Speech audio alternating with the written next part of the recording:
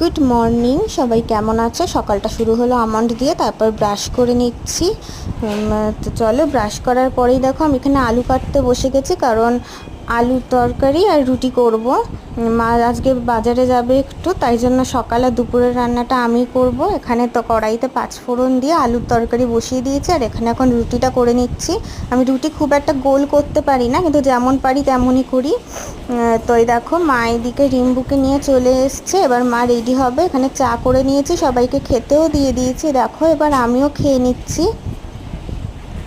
তো চলো দোকানে যাব, একটু কিছু জিনিসপত্র কেনার আছে। দেখো এখান থেকে জিনিসপত্র কিনে চলে এসছে, আর এখানে আলু পোস্তর আলু কাটছে, আর এখানে ফুলও দিয়ে দিয়েছে। এখানে মুগের ডাল আর আলু পোস্ত বসিয়ে দিয়েছি। আর রিমির খুব শরীর খারাপ, আর বাইরের পরিবেশটা এইরকম, দিদাও এখানে হাঁপিয়ে গেছে। আর এখানে এখন নোটে শাক ভাজা চলছে। তো চলো এবার স্নান করে নিই, স্নান সেরে পুজোটা দিয়ে নেব। এই দেখো স্নান হয়ে গেছে, এবার পুজোটাও দিয়ে নিচ্ছি। আমার পুজো দেওয়াও হয়ে গেছে। এই দেখো এখনকার মতো এইটুকু।